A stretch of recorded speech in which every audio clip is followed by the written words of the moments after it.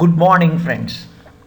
இந்த வீடியோவில் நம்ம பார்க்க போகிறது வில்லியம் ஹேஸ்லிட்னுடைய essay my first acquaintance with the poets என்ற ஒரு அருமையான எஸ்ஸே. பொதுவாக இந்த எஸ்ஸேயில் ஒன்றும் நமக்கு ஒரு பெரிய மாரல் சொன்னார் அல்லது பெரிய கருத்துக்களை சொன்னார் அப்படிங்கிறத விட இவர் எப்படி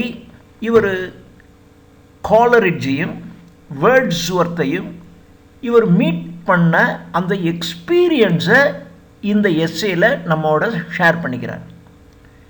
இந்த எஸ்ஸேயினுடைய ஸ்பெஷாலிட்டி, ஹேஸ்லிட் என்ன அருமையான ஒரு எஸ்ஸேஸ் ஒரு எஸ்ஸேன்னா எப்படி இருக்கணும் அப்படிங்கிறதுக்கு பேக்கன், சார்ல்ஸ் லேம்ப், வில்லியம் ஹேஸ்லிட் இவங்கெல்லாம் ஒரு பெஸ்ட் எக்ஸாம்பிள். அதனால் இந்த எஸ்ஸே படிக்கிறது நமக்கு ஒரு மிகப்பெரிய ஒரு போன் அப்படின்னு நம்ம வச்சுக்கலாம். இந்த எஸ்ஸே முதல்ல 1823 1823 த லிபரல் என்கின்ற ஒரு மேகசினில் இந்த எஸ்ஸே பப்ளிஷ் ஆகிருக்கு. அதுக்கப்புறம் இந்த மாதிரி ஒவ்வொரு எஸ்ஸையும் இப்படி ஒவ்வொரு மேகசினில் பப்ளிஷ் ஆகிட்டே இருக்கும். அப்புறம் எல்லா எஸ்ஸைஸையும் தொகுத்து இதனுடைய கலெக்ஷன் அதுக்கப்புறம் வெளிவந்திருக்கு. ஸோ இந்த எஸ்ஸே 1823 வந்த இயர். இது தி லிபரல் என்கின்ற ஒரு வெளிவந்திருக்கு. இப்போது இந்த எஸ்ஸேயை நம்ம சீரியஸாக பார்க்கலாம். ஹேஸ்லிட்னுடைய ஃபாதர் ஒரு கிளர்ஜி மேன். அவர் கிட்டத்தட்ட ஒரு பாதிரியார், ஒரு பெரிய பாதிரியார், ஒரு சின்ன பாதிரியார், ஒரு சர்ச்சில் இருக்கிற ஒரு கிளர்ஜி மேன். இவர் அந்த சர்ச்சினுடைய ரூல்ஸ் அண்ட் ரெகுலேஷன்ஸையும் அதனுடைய கஷ்டம், பொதுவாக ஒரு சர்ச்னால் இப்படித்தான் செய்யணும்னு ஒரு பழக்க வழக்கங்கள் இருக்கும் இல்லையா, அதெல்லாம் இவர் ஒன்றும் ஒழுங்காக பின்பற்ற மாட்டார். ஆனால் இவர் ஒரு கிளர்ஜி மேன் தான், ஆனால் அதை ரொம்பவும் சீரியஸாக பின்பற்ற மாட்டார். ஒரு தடவை 1798 காலரிட்ஜ் ஷூஸ்பரி என்கின்ற ஊருக்கு ஒரு செர்மான், ஒரு உரை நிகழ்த்துவதற்காக அங்கே வரார். அங்கே ஏற்கனவே உரை நிகழ்த்தி கொண்டிருந்தவர் மிஸ்டர் ரோவ் அப்படிங்கிறவர். ஸோ மிஸ்டர் ரோவ் தான் ஏற்கனவே அங்கே இருந்தவர். அவர் இஸ் ஆல்சோ எ ப்ரீச்சர். அவரும் ஒரு ப்ரீச்சர் தான். இதுக்கு முன்னாடி ப்ரீச் பண்ணிக்கிட்டு இருந்தவர். அங்கே ஒரு யூனிட்டேரியன் கான்கிரிகேஷன். யூனிட்டேரியன் என்று சொன்னால் சர்ச்சில் 2 வகை இருக்குது. இந்த யூனிட்டேரியன் அப்படிங்கிறவங்க கடவுள் ஒருத்தர் தான் அப்படின்னு சொல்கிறவங்க Unitarian. They believe only one God. ஆனால் இன்னொரு செட் ஆஃப் பீப்புள் இருக்காங்க, they believe in Trinity. Trinity என்றால் காட், அந்த காட், அதுக்கப்புறம் God the son Jesus Christ, அப்புறம் ஹோலி கோஸ்ட். இந்த 3ஐயும் வழிபடுறவங்க ட்ரினிட்டி அப்படின்னு சொல்லுவாங்க. இப்போது இவர் த யூனிட்டேரியன் கேதரிங், அந்த people they believe in only one God, ஒரு கடவுள் என்கின்ற நம்பிக்கையுடைய அந்த கூட்டத்தில் உரை நிகழ்த்துவதற்காக காலரிட்ஜ் ஷூஸ்பரி வராரு. ஏற்கனவே அந்த இடத்துல உரை நிகழ்த்தி கொண்டிருந்தார் மிஸ்டர் ரோவ்.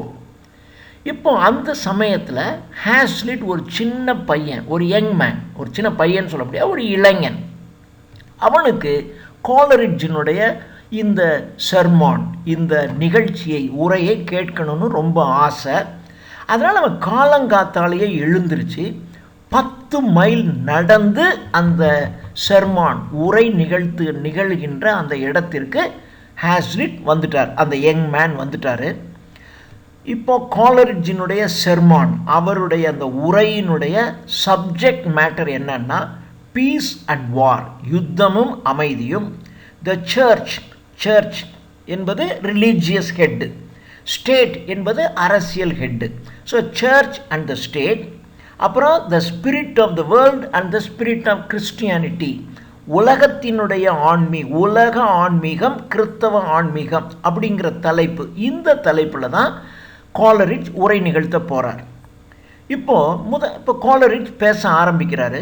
அப்படி பேச ஆரம்பிக்கும்போது யுத்தத்தினால் ஏற்படுகின்ற மிக மோசமான விளைவுகளை பற்றி ரொம்ப நல்லா சொல்கிறாரு.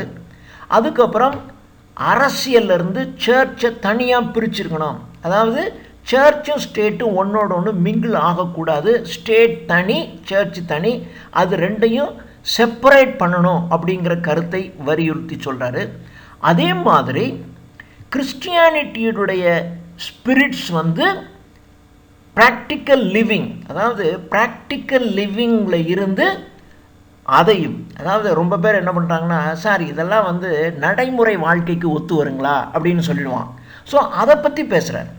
அதாவது நடைமுறை வாழ்க்கை வேறு, ஸ்பிரிட் ஆஃப் கிறிஸ்டியானிட்டி வேறு என்று செப்பரேட்டாக இருக்கிறத பற்றி அவர் பேசுகிறார். அப்படி இல்லை அப்படிங்கிறத பற்றி பேசுகிறார். இதுதான் அவருடைய அன்னைக்கு ஸ்பீச்சு. ஹேஸ்லிட் அதை லிசன் பண்ணிவிட்டு அவனுக்கு காலரிட்ஜ் மேலே மிகப்பெரிய ஒரு அட்மைரேஷன், என்ன அருமையாக பேசியிருக்காருன்னு ரொம்ப அட்மையர் பண்ணுறாரு. அதுக்கப்புறம் அந்த காலரிட்ஜினுடைய அந்த உரையில் ஹேஸ்லிட் வந்து பொயட்ரி அண்ட் ஃபிலாசபி ரெண்டும் ஒரு பாயிண்டில் மீட் பண்ணுது, அதை கவனிக்கிறார். அதாவது அவருடைய உரை வந்து ஃபிலாசபிக்கல், ஆனால் அந்த உரையில் பார்த்திங்கன்னா ரொம்ப ஒரு பொயட்டிக்கல் டச் இருக்குது. ஸோ பொயட்ரியும் ஃபிலாசபியும் அதில் மீட் பண்ணுது அப்படிங்கிறத அந்த செர்மான், அந்த உரையில் ஹேஸ்லிட் உணர்றாரு. அதே மாதிரி அந்த உரையில் ஹேஸ்லிட் காலரிட்ஜினுடைய ட்ரூத் அண்ட் ஜீனியஸ், அவனுடைய மேதாவித்தனமும் ட்ரூத் உண்மையும் அங்கே மிங்கிள் ஆகிறத, ஒன்றுடன் ஒன்று தழுவி கொண்டிருக்கிறது, ட்ரூத்தும் ஜீனியஸும் ஒன்றுடன் ஒன்று இணைந்து இருப்பதையும் அந்த செர்மானில் ஹேஸ்லிட் உணர்றார். ஹேஸ்லிட்டுக்கு ரொம்ப திருப்தி.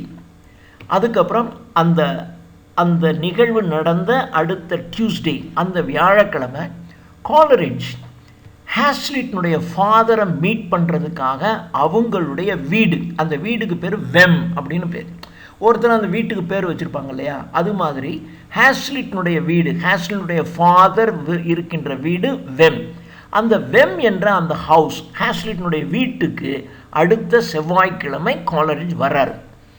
இப்போது ஹேஸ்லிட்டுக்கு காலரிட்ஜை மீட் பண்ணுற இன்னொரு சந்தர்ப்பம் கிடைக்குது.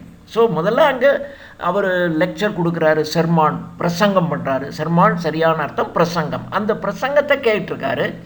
இப்போது காலரிட்ஜை அருகாமையில், மிக பக்கத்தில், க்ளோஸ் குவார்ட்டர்ஸ், மிக அருகாமையில் காலரிட்ஜ் பார்க்குற சந்தர்ப்பம் ஹேஸ்லிட்டுக்கு கிடச்சிருக்கு. இப்போது காலரிட்ஜ் பார்த்திங்கன்னா வீட்டுக்கு வந்தவுடனே ஒரு இளைஞன், அந்த இளைஞன் பார்த்தா தன்னுடைய கூட்டத்துக்கும் வந்திருக்காரு அப்படின்னு தெரிஞ்சுக்கிறாரு காலரிட்ஜ். அதனால ஹேஸ்லிட் மேலே அவருக்கு ரொம்ப பிரியம் ஏற்படுது காலரிட்ஜுக்கு. இப்போது காலரிட்ஜ் பேசுகிறத எல்லாத்தையும் ஒரு வார்த்தை விடாமல் ஹேஸ்லிட் கேட்டுக்கிட்டே இருக்கான். அந்த பையன் கேட்டுக்கிட்டே இருக்கான். இப்போ காலரிட்ஜ் வந்து அவங்க அப்பா கிட்ட தான் பேசுகிறாரு, இருந்தாலும் பக்கத்தில் இருந்து ஹேஸ்லிட் ஒரு வார்த்தை தவறாமல் எல்லாத்தையும் கேட்டுக்கிட்டே இருக்காரு. இப்போது அந்த பக்கத்தில் இருந்து பார்க்குறதுனால காலரிட்ஜ் எப்படி இருக்காருங்கிறத ஹேஸ்லிட் டிஸ்கிரைப் பண்ணுறாரு. காலரிட்ஜினுடைய வாய் பார்த்திங்கன்னா ரொம்ப கொஞ்சம் பெருசாக இருக்குது. அதுக்கப்புறம் ஒரு சென்சுவல் ப்ளஷர், அவர் வந்து இலாக்வென்ட், நல்ல பேச்சாற்றல் மிக்கவர். அப்புறம் பொதுவாக இந்த கவிஞர்கள், எழுத்தாளர்கள், இவங்களுக்கெல்லாம் புலன் நுகர்வு, அந்த உணர்வுகள் வந்து ரொம்ப ஜாஸ்தி இருக்கும். அதுதான் வலுப்சுவஸ். அவருக்கு வந்து அந்த சென்சுவல் ப்ளஷர், அந்த சென்சுவஸ்னஸ், அந்த மூக்குனால் நுகர்றது, கண்ணால் பார்த்து ஒன்றை ரசிக்கிறது, காதால் கேட்டு ரசிக்கிறது, அந்த தென்றல் காற்று வீசும்போது அந்த உடலில் ஏற்படுகின்ற உணர்வுகள், ஸோ இதெல்லாம் ஜாஸ்தி. இதெல்லாமே காலரிட்ஜுக்கு இருக்குது அப்படிங்கிறத அந்த க்ளோஸில் பார்க்கும்போது இவர் புரிஞ்சுக்கிறாரு ஹேஸ்லிட். அப்புறம் காலரிட்ஜினுடைய ஃபோரிட், நெற்றி பார்த்திங்கன்னா நல்ல அகலமாகவும் நல்ல உயரமாகவும் இருக்குது. அவருடைய தாவாங்குட்டை, சின், அந்த தாவாங்குட்டைன்னு சொல்கிறோம் இல்லையா, அது பார்த்திங்கன்னா ஒரு ரவுண்ட் ஷேப்பில் இருக்குது. ஆனால் மூக்கு வந்து கொஞ்சம் சின்னதாகவும் ரொம்பவும் சாஃப்டாகவும் இருக்குது அப்படின்னு சொல்கிறாரு. அவருடைய ஹைட்டு பார்த்திங்கன்னா பொதுவாக எல்லோரும் என்ன ஹைட் இருப்பாங்களோ அதை விட கொஞ்சம் கூடவே ஹைட் இருக்குது.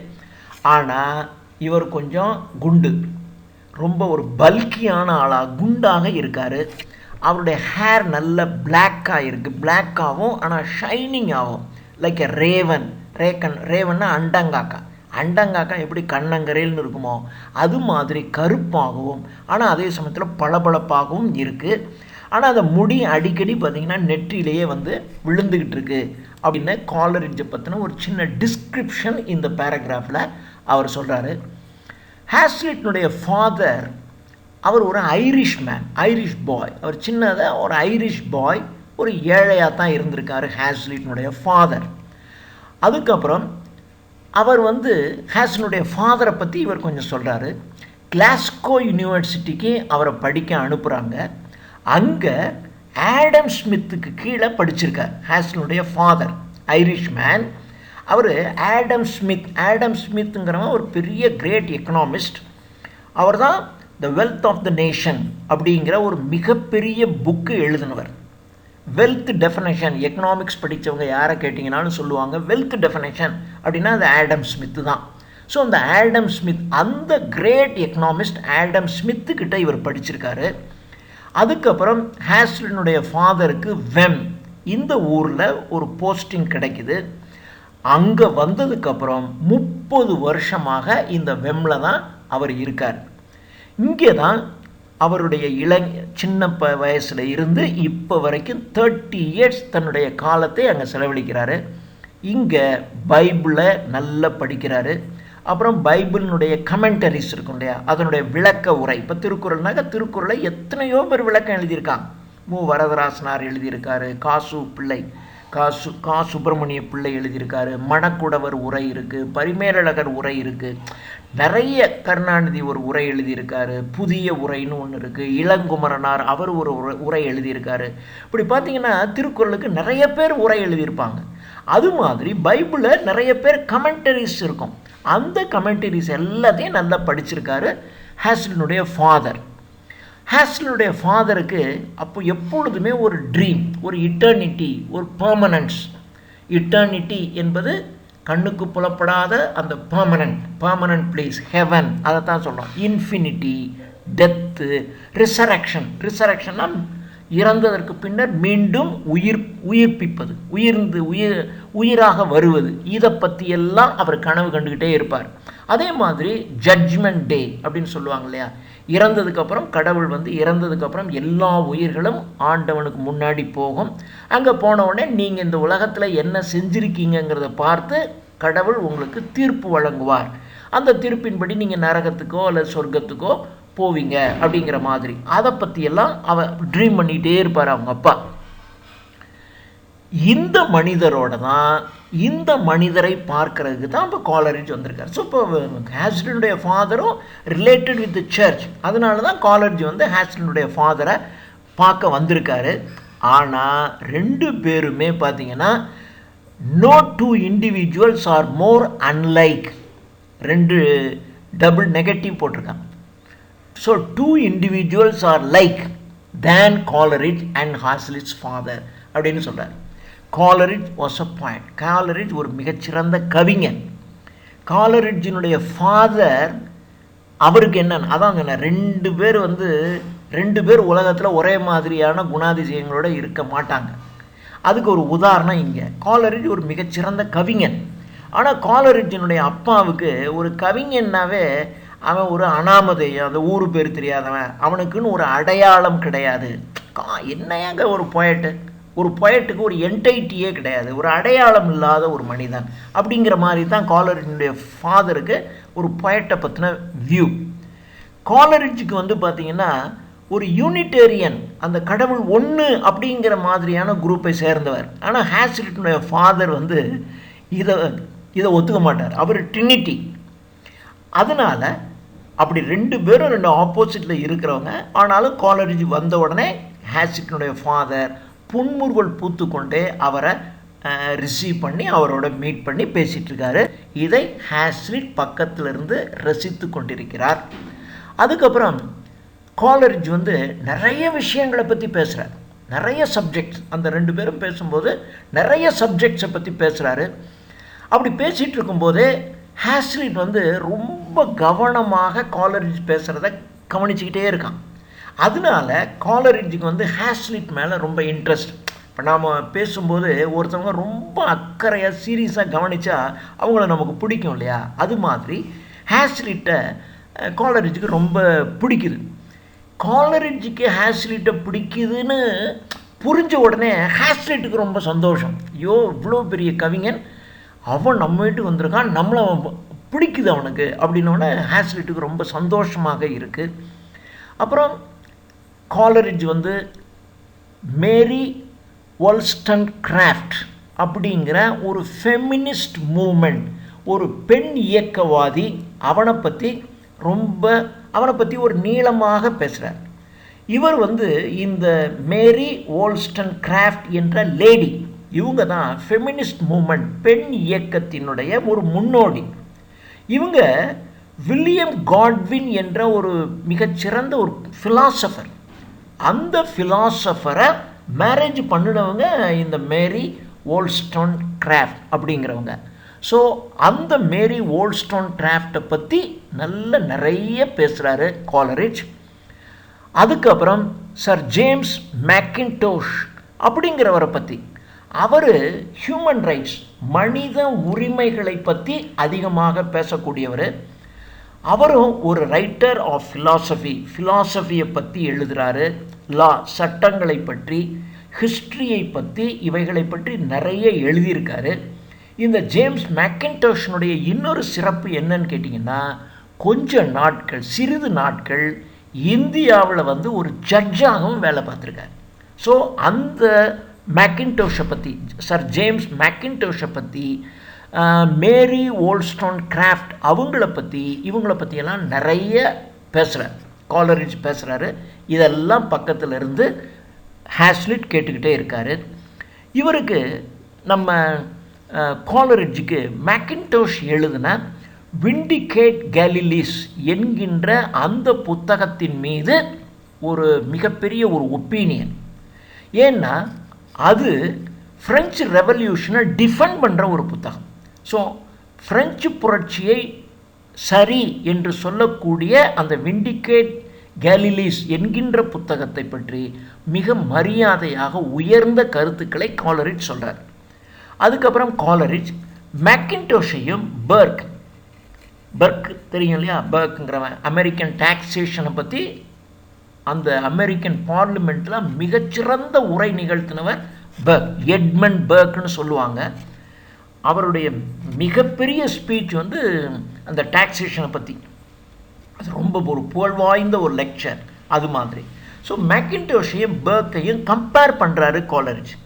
அப்படி கம்பேர் பண்ணும்போது பர்க்குங்கிறவர், எட்மண்ட் பர்க், அவர் வந்து ஒரு மெட்டாஃபிசிஷியன் அப்படின்னு சொல்கிறாரு. ஆனால் மேக்கின்டோஷ் ஒரு லாஜிக்கல் மேன், ஒரு லாஜிஷியன். இவர் லாஜிஷியன், அவர் மெட்டாஃபிசிஷியன் அப்படின்னு சொல்கிறாரு.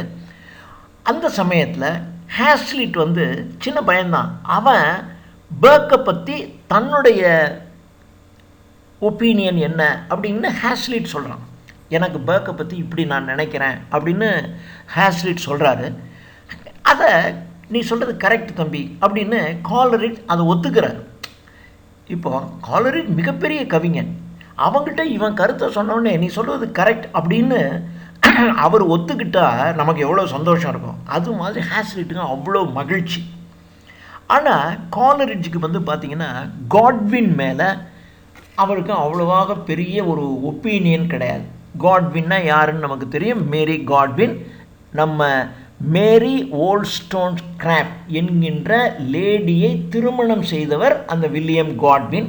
அந்த காட்வின் மேலே இவருக்கு ஒரு பெரிய ஒப்பீனியன் காலரிட்ஜுக்கு இல்லை. ஆனால் அதே சமயத்தில் இவருக்கு wollstonecraftனுடைய கான்வர்சேஷனுடைய பவர் ஆஃப் கான்வர்சேஷன், அதாவது சிலர் பார்த்தீங்கன்னா பேசுனாங்கன்னா அப்படியே நம்மளை மெய்மறக்க வச்சுருவாங்க. அவங்க பேசுகிறத கேட்டுக்கிட்டே இருக்கணும் போல, அவங்க பேசுனாங்கன்னா நம்ம வாயை பிளந்து பார்த்துக்கிட்டே இருப்போம். அது மாதிரி wollstonecraftனுடைய பவர் ஆஃப் கான்வர்சேஷனை பற்றி நல்லா சொல்கிறாரு. ஆனால் அதே சமயத்தில் அவங்களுடைய புக் மேக்கிங், அவங்க எழுத்தில் அவ்வளவு இல்லை, ஆனால் பவர் ஆஃப் கான்வர்சேஷன் நல்லா இருக்கும் அப்படிங்கிறத பற்றி அவர் சொல்கிறார். அடுத்த நாள் காலையில் காலரிட்ஜுக்கு வந்து ஷ்ரூஸ்பரியில் இருந்து டி வெட்ஜ்வுட் அப்படிங்கிறவர்கிட்ட இருந்து ஒரு லெட்டர் ஒன்று வருது. இந்த டி வெட்ஜ்வுட் என்ன பண்ணுறாருன்னா, நான் உங்களுக்கு 150 பவுண்ட்ஸ், வருஷத்துக்கு 150 பவுண்டு நான் உங்களுக்கு தரேன். ஆனால் நீங்கள் என்ன பண்ணணுன்னா, நீங்கள் ஸ்டடி பொயட்ரியையும் ஃபிலாசபியையும் ஸ்டடி பண்ணுறதுக்கு உங்களுடைய நேரத்தை நீங்கள் முழுமையாக செலவழிக்கணும்.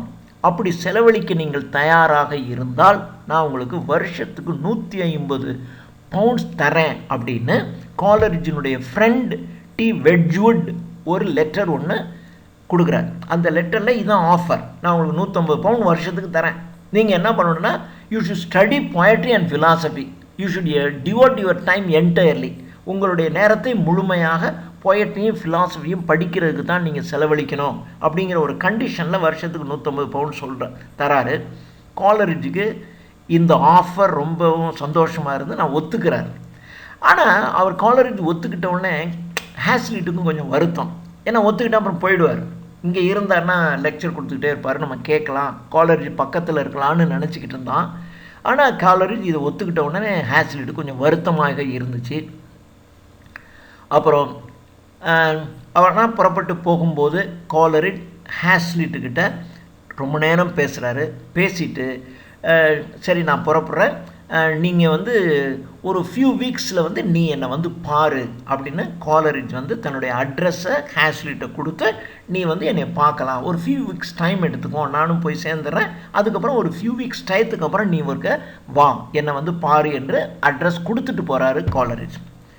இப்போது காலரிஜே ஒரு அட்ரஸ் கொடுத்து நீ என்னை பாரு, மீட் பண்ணு அப்படின்னு சொல்லும்போது அந்த இன்விடேஷன், அந்த அழைப்பு ஹேஸ்லிட்டுக்கு மிகப்பெரிய மரியாதை கொடுத்து, எவ்வளோ பெரிய ஆள் நம்மளை இன்வைட் பண்ணுறாரா அப்படின்னா அது ஒரு மிகப்பெரிய மரியாதையாக அவர் உணர்றாரு.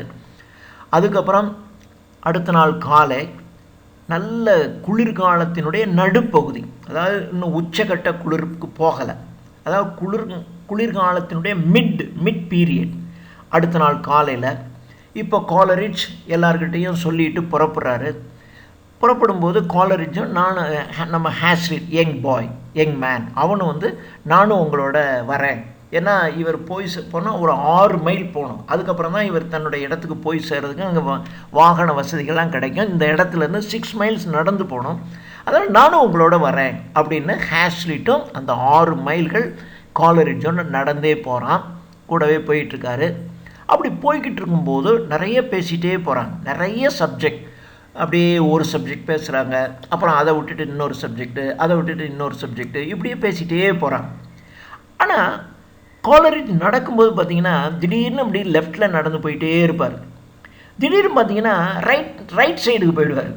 அப்படியே ரோட்டை கிராஸ் பண்ணி இந்த பக்கம் அப்படியே பேசிக்கிட்டே கொஞ்சம் தூரம் போவாங்க, அப்போ ரைட்லேருந்து மறுபடியும் லெஃப்ட்டுக்கு போவாங்க. இப்படி காலரிஜ் இப்படி போயிட்டே, அதாவது இப்படியே போயிட்டே இருப்பாங்க. போயிட்டே இருக்கும்போது அப்படியே தங்களை அறியாமையே பேச்சுவாக்கில் ரைட் சைடு போயிடுவாங்க.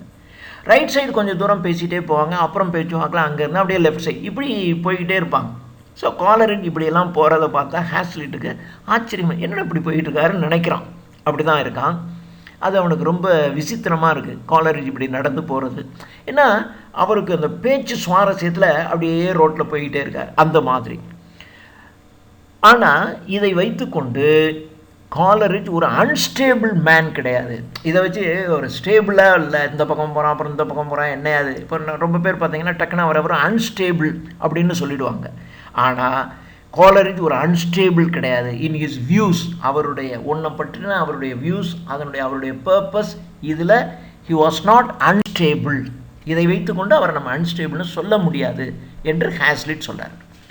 அப்புறம் ஹேஸ்லிட் ஹியூமனுடைய ஒர்க்கை, ஹியூம் அப்படிங்கிறவருடைய ஒர்க்கை நிறைய படிக்கிறார். இவர் டேவிட் ஹியூம்.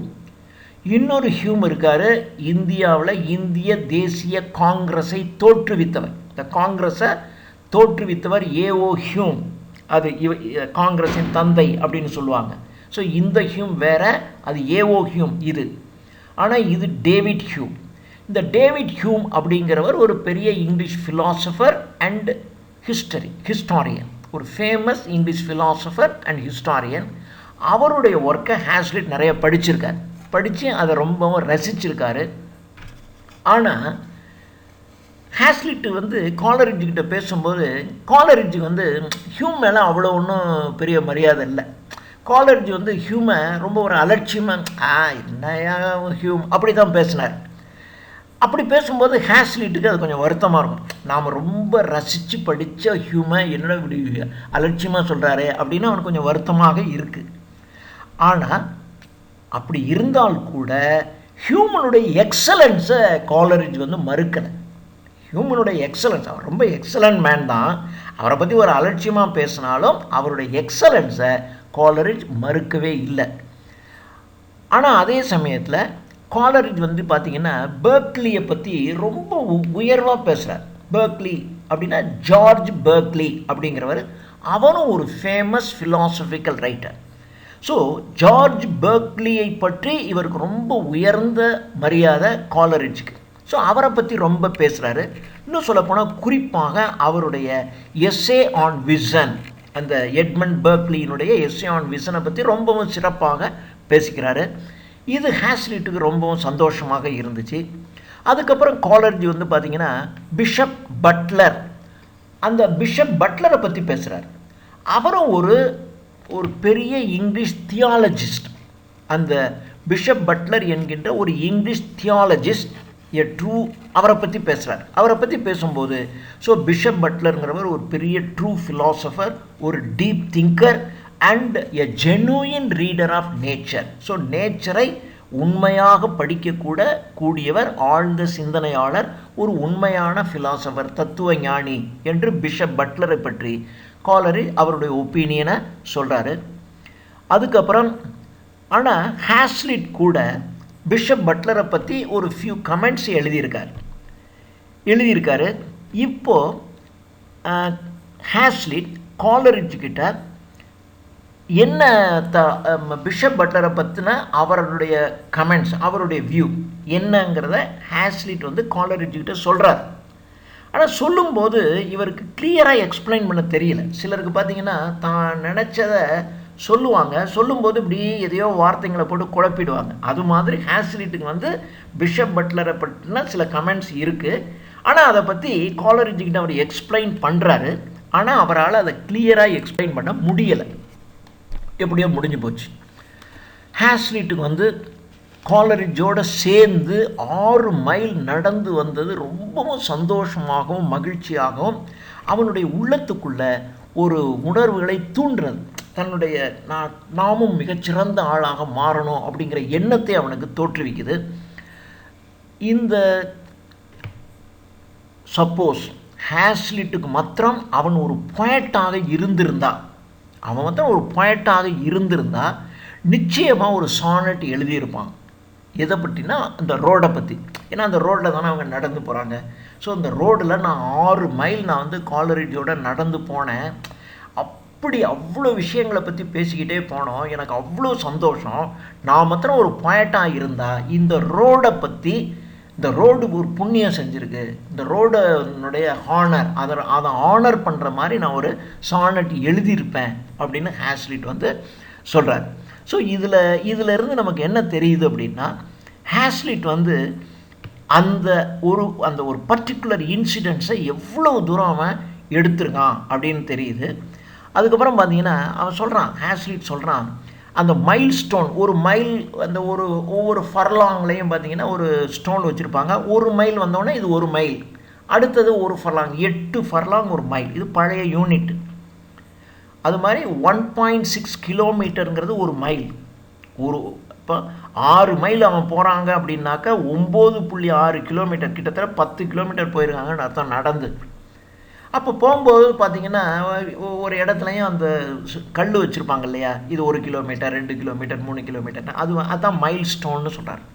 அந்த மைல் ஸ்டோனுக்கு மாத்திரம் காது இருந்திருந்தா, நாங்கள் போகும்போது அந்த மைல் ஸ்டோனை கிராஸ் பண்ணி தானே போகிறோம், அந்த மைல் ஸ்டோனுக்கு மாத்திரம் காது இருந்திருந்தா, அதே மாதிரி அங்கே இருக்கக்கூடிய நாங்கள் போகிற வழியில் இருக்கக்கூடிய ட்ரீஸ், மரங்களுக்கும் காதுகள் இருந்திருக்குமோ, இருந்திருந்தால் நாங்கள் பேசுனதை அதை நல்லா கேட்டு ரசிச்சிருக்கோம் அப்படின்னு ஹேஸ்லிட் ரொம்ப மகிழ்ச்சியாக சொல்கிறாரு.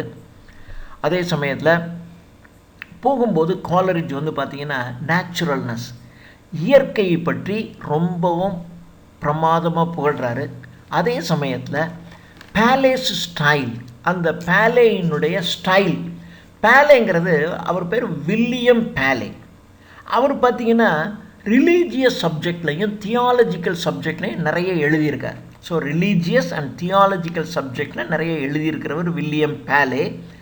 அந்த பேலையை பற்றி அவருடைய எழுத்துக்கள் பார்த்திங்கன்னா ரொம்ப தெளிவாகவும் இயற்கை நேச்சுரலாகவும் கிளியராகவும் இருக்குது அவருடைய ஸ்டைல் அப்படின்னு சொல்கிறாரு.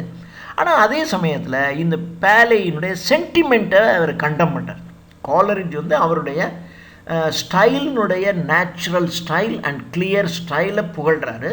ஆனால் அவருடைய சென்டிமெண்ட்டை கண்டம் பண்ணுறாரு காலரிட்ஜ். அதே சமயத்தில் பேலேஸ் ஒர்க் இருக்குது பாருங்கள் அப்படி சொல்கிறார். சொல்லிட்டு பேலேயினுடைய இந்த வில்லியம் பேலேயினுடைய ஒர்க்கை மாத்திரம் ஏதாவது ஒரு இங்கிலாண்டினுடைய யூனிவர்சிட்டியில் பாடமாக வச்சான்னு வச்சுக்க, அதுதான் அது அந்த யூனிவர்சிட்டிக்கே மிகப்பெரிய அவமானயா அப்படின்னு சொல்கிறார் அப்படின்னு. ஸோ நல்ல ஸ்டைல்லாம் இருக்குது, ஆனால் அந்த சப்ஜெக்டில் அவ்வளோது இல்லை. அதை போய் ஒரு யூனிவர்சிட்டியில் பாடம் வச்சா அந்த யூனிவர்சிட்டிக்கு மிகப்பெரிய அவமானமாக தான் இருக்கும் அப்படிங்கிற மாதிரி அவர் சொல்கிறாரு. அதுக்கப்புறம் 6 மைல் முடிஞ்சிருது. ஹேஸ்லிட்டும் காலரிட்ஜும் பிரிஞ்சிடுறாங்க. காலரிட்ஜ் போயிடுறாரு, ஹேஸ்லிட் வந்துடுறாரு. ஆனால் ஹேஸ்லிட்டுக்கு ரொம்ப சந்தோஷமாகவும் தான் மிகவும் மரியாதை, தனக்கு உயர்ந்த மரியாதை கிடைத்ததாகவும் உணர்றாரு ஹேஸ்லிட்டு. காலரிட்ஜ் தன் மீது மிகவும் அன்பும் மரியாதையும், அதாவது சின்ன பையங்கிறதுக்காக இங்கே வா போ அப்படின்னு ஒரு எடுபிடி மாதிரி இல்லாமல் தன் மீது மிகவும் மரியாதையும் அன்பும் கொண்டவராக காலரிட்ஜ் இருக்கார் என்று ஹேஸ்லிட் உணர்றாரு. அதே சமயத்தில் ஹேஸ்லிட்டுக்கு தன்னுடைய வாழ்க்கையில் தான் சந்தித்த முதல் பாயிண்ட் காலரிட்ஜ் தான் ஃபஸ்ட்டு பாயிண்ட் என்னுடைய வாழ்க்கையில் நான் சந்தித்தவர் என்று அவர் சொல்கிறாரு. அதே சமயத்தில் காலரிட்ஜை பற்றி சொல்லும்போது காலரிட்ஜ் ஒரு மிகப்பெரிய ஒரு ட்ரூ பாயிண்ட், உண்மையான கவிஞன் காலரிட்ஜ் என்று ஹேஸ்லிட்டினுடைய ஒப்பீனியன். அதே சமயத்தில் அவருடைய கான்வர்சேஷன் பவர், அவர் யார் கூடயாவது உரையாடினார்னா அப்படி பக்கத்தில் இருக்கவன் பதிலே சொல்ல மாட்டான், வாயடைச்சி போய் சொல்கிறத கேட்டுகிட்டே இருப்பான். அந்த மாதிரியான கான்வர்சேஷன் ஆற்றல் அவருக்கு நிறைய இருக்குது என்று ஹேஸ்லிட் அவரை பற்றி மதிப்பிடுகிறார். அது மாதிரி அவருக்கு ரொம்ப ஆசை, ஹேஸ்லிட்டுக்கும் காலரிட்ஜுக்கு இருக்கிற மாதிரி நமக்கும் அந்த மாதிரி ஒரு கான்வர்சேஷன் பவர் இருந்தால் எப்படி இருக்கும் அப்படின்னு அவர் உணர்றாரு. ஆனால் அப்படி சொல்லிவிட்டு என் வாழ்க்கையில் இது மாதிரி ஒரு பவர்ஃபுல் மேனை நான் இது வரைக்கும் பார்த்ததே இல்லை அப்படின்னு ஹேஸ்லிட் ரெக்கார்ட் பண்ணுறாரு. ஹேஸ்லிட் மாத்திரம் அவன் சொல்கிறான், ஒரு பெரிய large gathering of ladies and gentlemen, ஒரு பெரிய லேடிஸ் அண்ட் ஜென்டில்மென், சீமான்கள் சீமாட்டிகள், அந்த உயர்ந்தர மக்களினுடைய ஒரு மிகப்பெரிய கூட்டத்தில் காலரிட்ஜ் பேசினா அப்படின்னா அந்த கூட்டம் ரொம்ப ஸ்பெல் பவுண்டாக இருக்கும். அதுவும் எதை பற்றி பேசுனா with stock on the Berkeleian theory. Berkeley நம்ம ஏற்கனவே பார்த்துருக்கோம். ஜார்ஜ் பெர்க்லி என்பவர் ஒரு பெரிய ஃபிலாசபிக்கல் ரைட்டர். அவருடைய தியரியை பற்றி காலரிட்ஜ் பேசுனா ஒரு பெரிய லேடிஸ் அண்ட் ஜென்டில்மென் இருக்கிற கூட்டத்தில் பேசும்போது அந்த கூட்டம் ஸ்பெல் பவுண்டு, ஒரு எள்ளு விழுந்தால் எள்ளு எடுக்க முடியாது, ஒரு சின்ன ஊசி சத்தம் கூட கேட்காதுன்னு சொல்லுவாங்க இல்லையா, அந்த மாதிரி இருக்கும். அப்படி பேசக்கூடிய ஆள் என்று காலரிட்ஜை பற்றி ஹேஸ்லிட் தன்னுடைய ஒப்பீனியனை சொல்கிறாரு. அதுக்கப்புறம் அந்த நடந்து போன அந்த அன்னைக்கு காலரிட்ஜ் பார்த்திங்கன்னா ஃபேன்சி அண்ட் பொயட்ரி ரெண்டுனுடைய மிக்சிங். ஃபேன்சி என்றால் இமேஜினேஷன், பொயட்ரியையும் இமேஜினேஷனையும் மிக்ஸ் பண்ணி காலரிட்ஜ் தன்னுடைய பேச்சில் பூரா பேசியிருக்கார். அப்படி அதை கேட்கும்போது இது ஹேஸ்லிட்டுக்கு என்ன தோணுது அப்படின்னாக்க, ஃபிலாசபியில் இவர் ஒரு பாதி தான். அதாவது ஒரு பெரிய பாய்ட்டாக இருக்கிறவர் பெரிய ஃபிலாசபராக இருக்கணுங்கிற அவசியம் இல்லை. ஸோ ஃபிலாசபிக்கல் கிரவுண்டில் ஒரு ஹாஃப்வே, ஆனால் இமேஜினேஷன் அண்ட் பொயட்ரியில் பெரிய சக்ஸஸ்ஃபுல், பெரிய great point, a true point அப்படின்னு இவருடைய ஒப்பீனியனை சொல்கிறார். ஹேஸ்லிட் அடுத்து காலரிட்ஜை எப்படா போய் சந்திப்போம் இன்னொரு சந்தர்ப்பம் நமக்கு எப்படி கிடைக்கும்? ஏன்னா அவர் சொல்லியிருக்காரு, சில வாரங்கள் கழித்து நீ வா என்று அட்ரஸ் கொடுத்துட்டு போயிருக்காரு. அதனால் அந்த சில வாரங்களுக்காக ரொம்ப ஆசையோடு வெயிட் பண்ணிக்கிட்டே இருக்கார். அது வர்ற நாள் வரைக்கும் அவருக்கு ரொம்ப ஒரு அன்னீசியாகவும் இருக்குது. அன்னீசி எப்படா பார்ப்போம்னு இருக்கும். அந்த உணர்வு அவருக்கு ஒரு இனிமையாக கூட இருந்துச்சு. காலரிட்ஜை பார்க்கணும் என்கின்ற அந்த துடிப்பு அவருக்கு மகிழ்ச்சியாகவும் இருந்துச்சு. இப்படி அந்த காலரிட்ஜை விசிட் பண்ணணும் அப்படிங்கிற அந்த ஐடியாவே பார்த்திங்கன்னா பல்வேறு விதமான உணர்வுகளை ஹேசிலிடையே தோற்றுவிக்குது அப்படின்னு சொல்கிறார். இப்போ காலரிட்ஜ் வந்து பார்த்திங்கன்னா நெதர்ஸ்டவே என்கின்ற இடத்துல காலரிட்ஜ் வசிக்கிறாரு. அந்த இடத்துல தான் இத்தனாம் தேதி நான் வருகிறேன் அப்படின்னு தகவல் கொடுத்துட்டு ஹேஸ்லிட் வந்து காலரிட்ஜை மீட் பண்ணுறதுக்கு நெதர்ஸ்டவேக்கு போகிறார். அங்கே பார்த்திங்கன்னா அது ஒரு நல்ல ஒரு கிராமிய சூழ்நிலை இருக்குது. எங்கே பார்த்தாலும் பச்சை பசேல்னு இருக்குது. மலை குன்றுகள், ஒரே ஒரு மலை பிரதேசம் அது. அதே சமயத்தில் ரொம்ப அழகாக பசுமையான ஒரு இடம். அங்கே தான் காலரிட்ஜ் இருக்கார். காலரிட்ஜ் வந்து ஹேஸ்லிட்டில் அழைச்சிட்டு அங்கே இருக்கக்கூடிய ஃபாக்ஸ்டன் என்கின்ற இடம், அங்கே ஒரு பெரிய மேன்ஷன், ஒரு பங்களா, அது ஃபாக்ஸ்டன்கிற இடம்.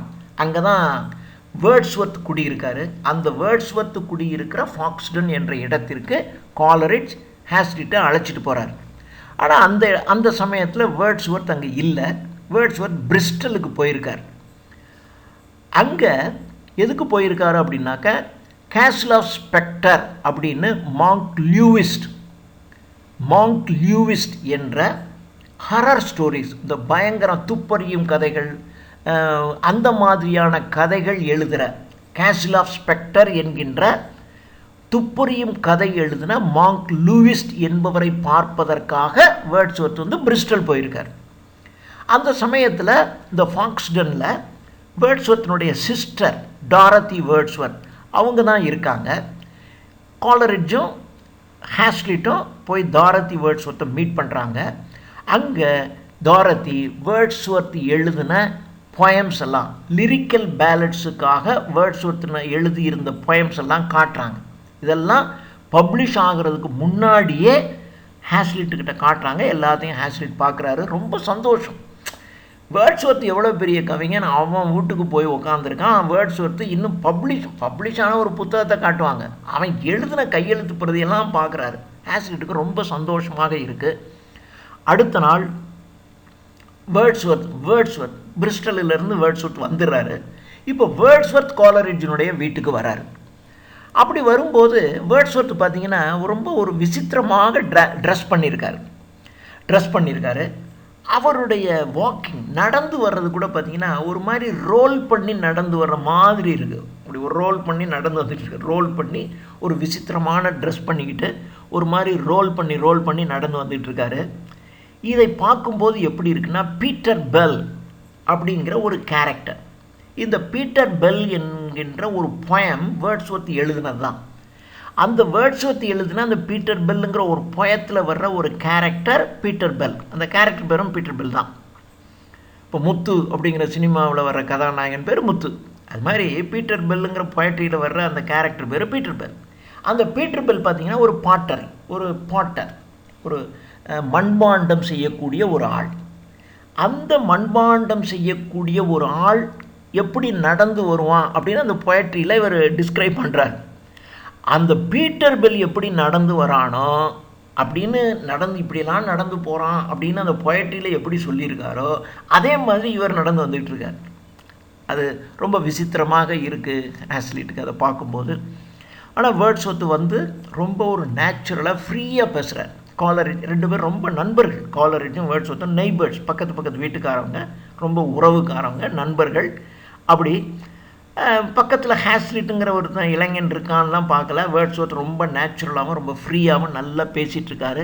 ஆனால் பேசும்போதே பார்த்திங்கன்னா பக்கத்தில் சீஸ், இந்த பாலாடை கட்டின்னு சொல்கிறாங்களே, அந்த சீஸ் கொண்டு வந்து காலரிட்ஜ் வைக்கிறார். ஆனால் வைக்கிறத சீஸை வெளுத்து கட்டுறாரு வேர்ட்ஸ்வர்த். அவருக்கு ரொம்ப பிடிக்குது போல இருக்குது.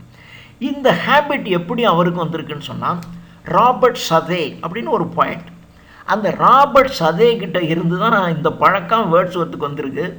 அப்போ வேர்ட்ஸ்வொர்த் வந்து பார்த்திங்கன்னா பேசிகிட்டு இருக்கும்போதே நிறைய சீஸ் பாலாடை கட்டியே நிறைய வைக்கிறதெல்லாம் காலி பண்ணிக்கிட்டே இருக்கார். அப்படி சாப்பிட்றாரு. அப்படி பார்த்து கொண்டு அப்படி இருக்கும்போதே அப்படியே ஜன்னல் வெளியே பார்க்குறார் வேர்ட்ஸ்வொர்த்து. அப்படியே சன் செட் ஆகிறத பார்க்குறார். அதாவது இவங்க எல்லாமே ஒரு இயற்கையை ஒரு கவிதை எழுதுறதுக்காக ரசிக்கலை. ரியலாகவே இவங்களுக்கெல்லாம் பார்த்திங்கன்னா இந்த ரொமான்டிக் போய்ட்ஸ்லாம் அந்த இயற்கை மேலே ஒரு அளவு கடந்த அன்பும் காதலும். ஒரு கவிதைகள் நம்ம ரொமான்டிக் போயிட்டு இப்படி தான் எழுதணும் அப்படிலாம் இல்லை, உண்மையாகவே அப்படி தான் இருப்பாங்க. அதனால் பேசிகிட்டே இருக்கும்போதே பார்த்திங்கன்னா ஜன்னல் வெளியில் பார்க்குறாரு. அங்கே சன் செட் ஆகிறத அப்படி ரசித்து பார்க்குறாரு. சொல்லி பார்த்துட்டு சே என்ன ஒரு ரொம்ப அழகாக இருக்குல்ல அப்படின்னு சொல்கிறாரு. அது மாதிரி ஹேஸ்லிட் ஆல்சோ, அவரும் ஹேஸ்லிட்டும் இப்போ சன்செட்டை பார்க்குறாரு. அது ரொம்ப அழகாக இருக்கிறத ஹேஸ்லிட்டும் உணர்கிறார். அடுத்த நாள் காலரிட் அண்ட் ஹேஸ்லிட் 2 பேரும் இப்போ மறுபடியும் வேர்ட்ஸ்வொர்த்தை மீட் பண்ணுறதுக்கு அவங்க வீட்டுக்கு போகிறாங்க. அந்த சமயத்தில் வேர்ட்ஸ்வொர்த் வந்து இவங்க 2 பேருக்கும் பீட்டர் பெல்ங்கிற அந்த பொயட்ரியை படித்து காட்டுறார். அப்போ ஒரு திறந்த வெளி, அதாவது வீட்டுக்கு உள்ளே கிடையாது, ஓப்பன் ஸ்பேஸில் உட்காந்துருக்காங்க. ஓப்பன் ஸ்பேஸில் அப்படியே சேர் போட்டு உட்காந்துருக்காங்க. அந்த இடத்துல பீட்டர் பெல் என்ற அந்த பொயமை வேர்ட்ஸ்வொர்த் வந்து படிக்கிறார். ஒரு பொயட்டு தான் எழுதின கவிதையை அந்த உணர்வுகளோடு அப்படி படித்து காட்டுறார். பொதுவாக இந்த பீட்டர் பெல்ங்கிற ஒரு பொயட்ரி வந்து ஒரு பெரிய நல்ல பொயட்ரி இல்லை. கிரிட்டிக்ஸை பொறுத்த வரைக்கும் என்னையா பொயட்ரி அப்படி தான் எடுத்துக்குவாங்க. ஆனால் ஹேஸ்லிட்டுக்கு பீட்டர் பெல்லுங்கிற அந்த பொயட்ரி மேலே ஒரு மிகப்பெரிய பிரியம். ஏன்னா வேர்ட்ஸ்வொர்த் அதாவது அந்த கவிஞன் அந்த உணர்வுகளோடு அதை படிக்கிறத கேட்கும்போது ரொம்ப ஹேஸ்லிட்டுக்கு அந்த பொயட்ரி மேலே ரொம்ப இன்ட்ரெஸ்ட். ஏன்னா வேர்ட்ஸ்வொர்த்தினுடைய இந்த ரெசிட்டேஷன், அந்த அதாவது சின்ன விஷயத்தை கூட ஒரு மிகச்சிறந்த டைரக்டர் என்ன பண்ணுவான்னா ஒரு சாதாரண கதையை கூட அவன் எடுக்கிற விதத்தில் ரொம்ப அருமையாக பண்ணி விட்ருவான். அது மாதிரி அவர் சொல்கிற விதத்திலே அந்த கவிதை ரொம்ப அருமையாக ஹேஸ்லிட் ரசிக்கிறார். ஏன்னா அவர் சொல்கிறார் அது ஒரு சாண்டிங் என்றால் மந்திரம் உச்சரிக்கிறது. மந்திரம் உச்சரிக்கும் போது ஒரு உச்சரிப்பில் ஒரு சின்ன குறை கூட வரக்கூடாது. அப்படி சின்ன குறை இல்லாமல் உச்சரிக்கிறதுக்கு தான் சாண்டிங்னு பேர். இவர் வேர்ட்ஸ்வொர்த் வந்து அது வேர்ட்ஸ்வொர்த்துக்கிட்டே அந்த தன்மை இருக்குது, காலரிஜ்கிட்டையும் 2 பேர்கிட்டையுமே இருக்குது. அவங்க தாங்கள் எழுதுனதை ரெசிட் பண்ணுறது பார்த்திங்கன்னா அது படித்து காட்டும்போது பார்த்திங்கன்னா ஒரு மந்திரம் உச்சரிக்கிற மாதிரி அப்படி உச்சரிப்பில் அழகாக இருக்கும். அப்படி அது 2 பேர்கிட்டையுமே இருக்கும். அப்படி அவங்க படிக்கும்போது அதை கேட்குறவங்க அப்படியே வாயடைச்சு போய் தான் கேட்பாங்க. இது 2 பேர்கிட்டையுமே அந்த தன்மைகள் இருக்குது அப்படிங்கிறத சொல்லிவிட்டு காலரிட்ஜ் ரெசிட் பண்ணும்போது பார்த்திங்கன்னா அதை ஒரு அனிமேட் பண்ணுவாராம். அதாவது நடிச்சு காட்டும். அப்படி அவர் ஆக்ஷனோடையே நடிப்பார். அது ரொம்ப ஒரு ட்ராமாட்டிக், ஒரு நாடகம் நடிக்கிற மாதிரி பல்சுவை தன்மைகளோடு இருக்கிற மாதிரி படித்து காட்டுவார். ஆனால் வேர்ட்ஸ்வொர்த்தும் அதே மாதிரி ஈக்குவபிள், 2 பேரும் இணையானவங்க தான். இதில் அவர் ஒஸ்தி இது மட்டும் சொல்ல மாட்டேன் அப்படிங்கிற மாதிரி ஹேஸ்லிட் தன்னுடைய ஒப்பீனியனை சொல்கிறாரு. அன்னைக்கு சாயங்காலம் ஹேஸ்லிட் வந்து வேர்ட்ஸ்வொர்த்தோட மெட்டஃபிசிக்கலை பற்றின ஒரு டிஸ்கஷன். மெட்டஃபிசிக்கல் அப்படின்னா நத்திங், அது ஸ்பிரிச்சுவல்னு அர்த்தம். ஃபிசிக் அப்படின்னா உடம்பு, மெட்டஃபிசிக் அப்படின்னா ஸ்பிரிட்னு அர்த்தம், ஸ்பிரிச்சுவல் டிஸ்கஷன் அர்த்தம். ஸோ வேர்ட்ஸ்வொர்த்தோட ஹேஸ்லிட் வந்து ஒரு ஸ்பிரிச்சுவல் டிஸ்கஷன் நடக்குது. இவங்க 2 பேரும் ஒரு ஸ்பிரிச்சுவல் டிஸ்கஷன் பண்ணிகிட்டு இருக்காங்க. ஆனால் அதே சமயத்தில் காலரிட்ஜ் வந்து டாரத்தி வேர்ட்ஸ்வொர்த் என்ற வில்லியம் வேர்ட்ஸ்வொர்த்தினுடைய சிஸ்டரோட அவங்க 2 பேரும் பேசிகிட்டு இருக்காங்க. ஹேஸ்லிட் வந்து 3 வாரங்கள் காலரிட்ஜோடைய தங்கியிருக்காரு. அதுக்கப்புறம் 2 பேரும் சேர்ந்து டிசைட் பண்ணாங்க நம்ம ஒரு லாங் வாக் போனால் என்ன, பிரிஸ்டல் சேனல் வரைக்கும் நம்ம ஏன் நடந்து போகக்கூடாது, அப்படியே போய் அங்கேருந்து லிண்டன் வரைக்கும் ஒரு லாங் வாக் போகலாம் அப்படிங்கிற மாதிரி பிளான் பண்ணி அந்த திட்டத்தை செயல்படுத்த ஆரம்பிக்கிறாங்க. அப்போது ஜான் செஸ்டர் அப்படின்னு ஒருத்தர், அவர் அந்த நெதர் ஸ்டவ்வே என்கின்ற இந்த இடம், ஏன்னா அதான் காலரிட்ஜ் இருக்கிற இடம், அந்த நெதர் ஸ்டவ்வே என்கின்ற ஊரில் இருக்கிற ஒரு ஆள் ஜான் செஸ்டர் அப்படிங்கிறவர். அவருக்கு காலரிட்ஜ் மேலே ஒரு மிகப்பெரிய அட்மைரர், அதாவது ரசிகர். காலரிட்ஜ் எங்கே போனாலும் கூடவே இவரும் போயிடுவார். அது மாதிரி சிலர் பார்த்துருப்பீங்க, சிலர் அவர் எங்கே போனார்னா இவனும் கூடவே போவான். அது மாதிரி காலரிட்ஜோட எப்பொழுதுமே கூடவே போகக்கூடிய ஒரு ஆள் ஜான் செஸ்டர். இப்போது ஹேஸ்லிட் காலரிஜ் ரெண்டு பேரும் ஒரு லாங் வாக் பிளான் பண்ணோடனே ஜான் செஸ்டர் நானும் உங்களோட சேர்ந்துக்கிறேன் அப்படின்னு சொல்கிறாரு. எஸ் சேர்ந்துக்குங்க அப்படின்னு இப்போ 3 பேரும் நடந்து போகிறாங்க. அப்படி போகும்போது காலரிஜினுடைய பேச்சினால் கவரப்பட்டு செஸ்டர், அந்த ஜான் செஸ்டர் அப்படியே கேட்டுக்கிட்டே வர்றான். அதுக்கப்புறம் இந்த பயணம் முடிஞ்ச உடனே காலரிட்ஜ் வந்து ஜெர்மனி போகிறாரு. அந்த ஜெர்மனி போகும்போது செஸ்டரும் ஜெர்மனி போயிடுறான். இது கடைசியில் இது போய் லாங் வாக்கு முடிஞ்சிருது. முடிஞ்ச உடனே அப்புறம் ஹேஸ்லிட் ரிட்டர்ன் ஆகிடுறாரு. ஹேஸ்லிட் தான் ஊருக்கு வந்துடுறாரு. காலர் ஜெர்மனி போகிறாரு. ஆனால் செஸ்டர் பார்த்திங்கன்னா அவனும் ஜெர்மனிக்கே போயிடுறான். எப்போ பார்த்தாலும் ஸ்டேபிள், இதை வைத்துக்கொண்டு அவரை நம்ம அன்ஸ்டேபிள்னு சொல்ல முடியாது என்று ஹேஸ்லிட் சொல்கிறார். அப்புறம் ஹேஸ்லிட் வந்து ஹியூமனுடைய ஒர்க்கை, ஹியூம் அப்படிங்கிறவருடைய ஒர்க்கை நிறைய படிக்கிறார். இவர் டேவிட் ஹியூம். இன்னொரு ஹியூம் இருக்கார், இந்தியாவில் இந்திய தேசிய காங்கிரஸை தோற்றுவித்தவர். இந்த காங்கிரஸை தோற்றுவித்தவர் ஏஓ ஹியூம். அது காங்கிரஸின் தந்தை அப்படின்னு சொல்லுவாங்க. ஸோ இந்த ஹியூம் வேற, அது ஏஓ ஹியூம் இது. ஆனால் இது டேவிட் ஹியூம். இந்த டேவிட் ஹியூம் அப்படிங்கிறவர் ஒரு பெரிய இங்கிலீஷ் ஃபிலாசபர் அண்ட் ஹிஸ்டாரியன், ஒரு famous English philosopher and historian. அவருடைய ஒர்க்கை ஹேஸ்லிட் நிறைய படிச்சிருக்கார். படித்து அதை ரொம்பவும் ரசிச்சிருக்காரு. ஆனால் ஹேஸ்லிட்டு வந்து காலரிட்ஜுக்கிட்ட பேசும்போது காலரிட்ஜு வந்து ஹியூம் மேலே அவ்வளோ ஒன்றும் பெரிய மரியாதை இல்லை. காலரிட்ஜ் வந்து ஹியூமை ரொம்ப ஒரு அலட்சியமாக என்னையா ஹியூம் அப்படி தான் பேசினார். அப்படி பேசும்போது ஹேஸ்லிட்டுக்கு அது கொஞ்சம் வருத்தமாக இருக்கும். நாம் ரொம்ப ரசித்து படித்த ஹியூமை என்னோட இப்படி அலட்சியமாக சொல்கிறாரே அப்படின்னு அவனுக்கு கொஞ்சம் வருத்தமாக இருக்குது. ஆனால் அப்படி இருந்தால் கூட ஹியூமனுடைய எக்ஸலன்ஸை காலரிட்ஜ் வந்து மறுக்கலை. ஹியூமனுடைய எக்ஸலன்ஸ், அவர் ரொம்ப எக்ஸலண்ட் மேன் தான். அவரை பற்றி ஒரு அலட்சியமாக பேசினாலும் அவருடைய எக்ஸலன்ஸை காலரிட்ஜ் மறுக்கவே இல்லை. ஆனால் அதே சமயத்தில் காலரிட்ஜ் வந்து பார்த்திங்கன்னா பெர்க்லியை பற்றி ரொம்ப உயர்வாக பேசுகிறார். பெர்க்லி அப்படின்னா ஜார்ஜ் பெர்க்லி அப்படிங்கிறவர், அவனும் ஒரு famous philosophical writer. So George பெர்க்லியை பற்றி இவருக்கு ரொம்ப உயர்ந்த மரியாதை காலரிட்ஜுக்கு. ஸோ அவரை பற்றி ரொம்ப பேசுகிறாரு. இன்னும் சொல்லப்போனால் குறிப்பாக அவருடைய எஸ்ஸே ஆன் விசன், அந்த எட்மண்ட் பெர்க்லியினுடைய எஸ்ஸே ஆன் விசனை பற்றி ரொம்பவும் சிறப்பாக பேசிக்கிறாரு. இது ஹேஸ்லிட்டுக்கு ரொம்பவும் சந்தோஷமாக இருந்துச்சு. அதுக்கப்புறம் காலரிட்ஜ் வந்து பார்த்திங்கன்னா பிஷப் பட்லர், அந்த பிஷப் பட்லரை பற்றி பேசுகிறார். அவரும் ஒரு பெரிய இங்கிலீஷ் தியாலஜிஸ்ட். அந்த பிஷப் பட்லர் என்கின்ற ஒரு இங்கிலீஷ் தியாலஜிஸ்ட், அவரை பற்றி பேசுகிறார். அவரை பற்றி பேசும்போது பிஷப் பட்லருங்கிறவர் ஒரு பெரிய ட்ரூ ஃபிலாசபர், ஒரு deep thinker and a genuine reader of nature. நேச்சரை உண்மையாக படிக்கக்கூட கூடியவர், ஆழ்ந்த சிந்தனையாளர், ஒரு உண்மையான ஃபிலாசபர், தத்துவ ஞானி என்று பிஷப் பட்லரை பற்றி காலரிட்ஜ் அவருடைய ஒப்பீனியனை சொல்கிறாரு. அதுக்கப்புறம் ஆனால் ஹேஸ்லிட் கூட பிஷப் பட்லரை பற்றி ஒரு ஃபியூ கமெண்ட்ஸ் எழுதியிருக்கார் பாயிண்ட் அப்படின்னு தன்னுடைய ஒப்பீனியனை பற்றி வில்லியம் கவுப்பரை பற்றி சொல்கிறார். அதுக்கப்புறம் காலரிட்ஜ் வந்து லிரிக்கல் பேலட்ஸை பற்றி, லிரிக்கல் பேலட்ஸு காலரிட்ஜ் வேர்ட்ஸ்வொர்த் ரெண்டு சேர்ந்து எழுதின அந்த லிரிக்கல் பேலட்ஸை பற்றி பேசுகிறாரு. அப்படி பேசும்போது இது மாதிரி ஒரு பழைய பொயட்டிக் டிக்ஷன், இப்படி தான் ஒரு கவிதை எழுதணும், ஒரு டிக்ஷன் இருக்கும் இல்லையா, ஒரு செயற்கையான ஒரு கவிதை எழுதுவதற்கான ரூல்ஸ், அந்த ரூல்ஸ்லாம் உடச்சி எரிஞ்சிட்டு தான் நாங்கள் ரெண்டு பேரும் இந்த லிரிக்கல் பேலட்ஸை எழுதுகிறோம் அப்படின்னு காலரிட்ஜ் வந்து லிரிக்கல் பேலட்ஸை பற்றி தன்னுடைய வியூவை அவர் சொல்கிறாரு. அப்படி எழுதும்போது ரொம்ப ஒரு ஆர்டினரி லாங்குவேஜில் ரொம்ப காமன் வேர்ட்ஸ் யூஸ் பண்ணி தான் நாங்கள் அதை எழுத போகிறோம்.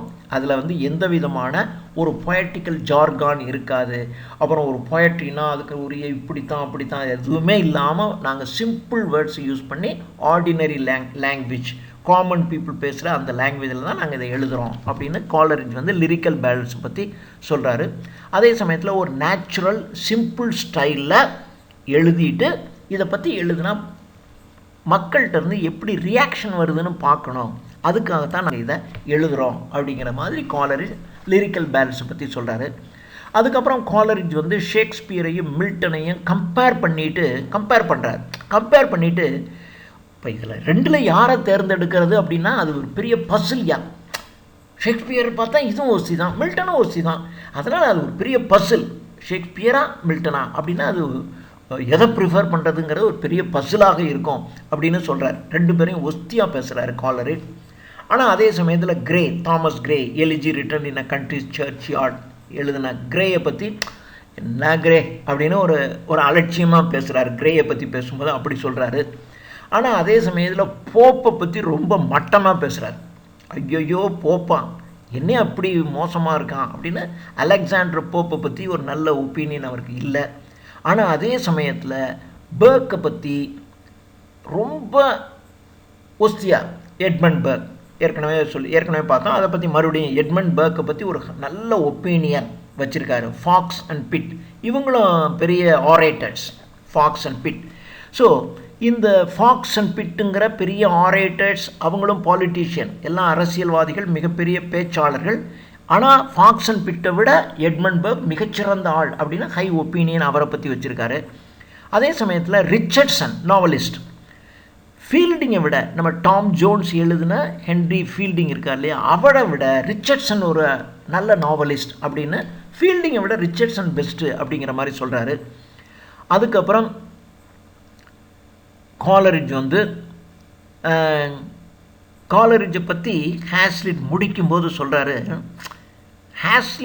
காலரிட்ஜ் எல்லாம் நல்லா தான் சொல்கிறாரு. ஆனால் அவர் ஜட்ஜ்மெண்ட்டில் அவருக்கு ஒரு தனக்கு பிடிச்சவங்க பிடிச்சவங்கன்னா ஒஸ்தியாக சொல்கிறது, பிடிக்காதவங்கன்னா கொஞ்சம் மட்டப்படுத்தி சொல்கிறது அப்படிங்கிற மாதிரியான ஒரு வேறுபாடு காலரிட்ஜ் கிட்ட இருக்குது. தனக்கு பிடிச்சவங்கன்னா ரொம்ப ஓகோன்னு சொல்கிறாரு, பிடிக்காதவங்கன்னா ரொம்ப மட்டம் தட்டி பேசுகிறாரு என்று இருக்குது என்று ஹேஸ்லிட் இந்த எஸ்ஐயினுடைய கடைசியில் அவருடைய வியூவை பற்றி சொல்கிறார். அதே சமயத்தில் இவர் ரொம்பவும் ஒரு கப்ரீஷியஸ் அப்படின்னு சொன்னால் ஒரு இர்ரெகுலர், எதையுமே பார்த்திங்கன்னா ஒரு காலரிட்ஜ் ஒரு கப்ரீஷியஸ், பர்வர்சிட்டி, அதாவது இப்படி தான் இருக்கணும் அப்படிங்கிற மாதிரி, ஏன் இப்படி இருந்தால் என்ன அப்படின்னு செஞ்சுக்கிட்டு இருக்கிற ஆள் இருப்பான். சிலர் வரட்டிலுப்பான ஆள் இருப்பான். காலரிட்ஜ் ரொம்ப ஒரு capricious, irregular, perverse and prejudice in his opinions about authors. பிற எழுத்தாளர்களை பற்றி ஒரு ப்ரிஜுடிஸ் வச்சுட்டு தான் சொல்கிறாரு. அவருக்கு பிடிச்சது பிடிக்காது இதை பற்றி தான் இப்படித்தான் அவர் பேசுகிறாரு என்று அப்படி சொல்கிறாரு அப்படின்னு இவருடைய கன்க்ளூஷன், ஹேஸ்லினுடைய கன்க்ளூஷன் முடிக்கிறாரு. அதுக்கப்புறம் அது ஒரு சண்டே, அந்த எக்ஸ்பெடிஷன் முடிஞ்சு எல்லாரும் திரும்பி வந்துடுறாங்க. காலரிட்ஜ் அன்னைக்கு அந்த லோக்கல் சர்ச்சில் தன்னுடைய பிரசங்கத்தை செய்ய வேண்டிய அவசியம் இருக்குது. அப்படி இருக்கும்போது ஹேஸ்லிட் கேட்குறாரு, என்னங்க இன்றைக்கி உங்கள் பிரசங்கம் இருக்கே, இதுக்கு நீங்கள் ப்ரிப்பேர் பண்ணிட்டீங்களா அப்படின்னு கேட்கும்போது, ஐயோ நான் அதை பற்றி சிந்திக்கவே இல்லை, அப்படி ஒரு பிரசங்கம் இருக்குங்கிறத பற்றி நான் சிந்திக்கவே இல்லை, இன்னும் நான் அதெல்லாம் ஒன்றும் தயார் பண்ணல, அப்படி பார்த்துக்கிறேன் அப்படிங்கிற மாதிரி அப்படி சொல்லார். அதாவது இதுலேருந்து என்னென்னா, அப்படி காலரிட்ஜுக்கிட்ட அவ்வளோ விஷயம் இருக்குது, அவர் ஒன்றும் ப்ரிப்பேர் பண்ணணுங்கிற அவசியம் இல்லை. ஒரு இடத்துக்கு போனார்னா அதை பற்றிய விஷயங்களை சொல்லக்கூடிய ஒரு ஞானவானாக காலரிட்ஜ் இருக்கார் அப்படிங்கிற மாதிரி சொல்கிறாரு. அப்புறம் காலரிட்ஜ் அந்த செர்மான், அந்த பிரசங்கம் பண்ணுறதுக்காக அந்த சர்ச்சுக்கு போய் அதை பிரசங்கம் பண்ணுறார். ஆனால் ஹேஸ்லிட் அதை அட்டன் பண்ணலை. அடுத்த நாள் மறுபடியும் ஒரு லாங் வாக் போகிறாங்க பிரிஸ்டல் வரைக்கும். அதாவது சர்ச்சில் அவர் பிரசங்கம் பண்ணிட்டு வந்துடுறாரு. அப்போது இவர் அங்கே அந்த சர்ச்சுக்கு போய் அட்டன் பண்ணலை. அடுத்த நாள் பிரிஸ்டலுக்கு ஒரு லாங் வாக் மறுபடியும் போகிறாங்க. அப்படி போகும்போது பார்த்திங்கன்னா ரோட் சைட்லேயே, ரெண்டு பக்கம் ரோட் சைடில் ஏதாவது ஒரு இடத்துல உட்காந்துக்கிறாங்க. அப்போ காலரிட்ஜ் என்ன பண்ணுறாருன்னா, அவர் எழுதின ஒரு ட்ராஜிக் பிளே, ரிமார்ட்ஸ் அப்படின்னு பேர், அந்த ரிமார்ட்ஸ் என்கின்ற அந்த பிளேயிலிருந்து சில பேசேஜஸை காலரிட்ஜ் படித்து காட்டுறார். அப்படி படித்து காட்டுறாங்க. அதுக்கப்புறம் அந்த லாங் வாக் முடிஞ்சு வீட்டுக்கு வந்துடுறாங்க. வந்த உடனே காலரிட்ஜ் ஜெர்மனிக்கு புறப்பட்டு போயிடுறாரு. அதுக்கப்புறம் ஒரு வருஷம் 1 or 2 years ரெண்டு பேரும் மீட் பண்ணவே இல்லை. அதுக்கப்புறம் ஹேஸ்லிட் காலரிட்ஜினுடைய ஃப்ரெண்ட்ஸ் சார்ல்ஸ் லேம், ராபர்ட் சதே இவங்களோட நட்பு வைத்துக் கொள்கிறார். அவர் ஜெர்மனிக்கு போயிடுறாரு. அதுக்கப்புறம் ஒரு 1-2 வருஷம் பார்க்கல. இந்த மீன் டைம் ஹேஸ்லிட் வந்து காலரிஜினுடைய நெருங்கிய நட்பு. இப்போ நீங்கள் ஒருத்தரோட நட்பு வச்சுக்கிட்டிங்கன்னா அவருடைய ஃப்ரெண்டு நமக்கு நட்பாயிடுவாங்க இல்லையா? அது மாதிரி காலரிஜினுடைய friends Charles Lamb, Robert Southey இவங்களோடெல்லாம் அதுக்கப்புறம் நட்பு வச்சுக்கிறார். So this is Hazlitt's first acquaintance with the points. இதில் 2 பாயிண்ட்ஸை பற்றி தான் மெயினாக சொல்கிறாரு. அதுலேயும் காலரிட்ஜை பற்றி தான் 90%, கொஞ்சோண்டு ஒரு 10% வில்லியம் வேர்ட்ஸ்வொர்த்தை பற்றி சொல்கிறாரு. அதுக்கப்புறம் சார்ல்ஸ் லேம், ராபர்ட் சதையோட நான் நட்பு வச்சுக்கிட்டேன், அவங்களோடய எனக்கு அக்விண்டன்ஸ் பழக்கம் ஏற்பட்டுருச்சு அப்படின்னு சொல்கிறார். ஸோ இந்த அக்விண்டன்ஸ் அப்படிங்கிறது ஃப்ரெண்ட்ஷிப் வேறு, அக்விண்டன்ஸ் வேறு. நமக்கு தெரிஞ்சவங்க அப்படிங்கிறது வேறு, நம்ம பழகினவங்க நட்பாக இருக்கிறவங்கிறது வேறு. ஸோ இந்த அக்விண்டன்ஸுங்கிறது நமக்கு தெரிஞ்சவங்க, அவங்க எனக்கு தெரியும், அடிக்கடி நான் பார்த்துருக்கேன், நம்ம பார்த்துருக்கோம், மீட் பண்ணியிருப்போம், அந்த மாதிரி. அதுதான் அக்விண்டன்ஸுங்கிற வேர்ட். அதை தான் இந்த இடத்துல பயன்படுத்துகிறார். தேங்க்யூ.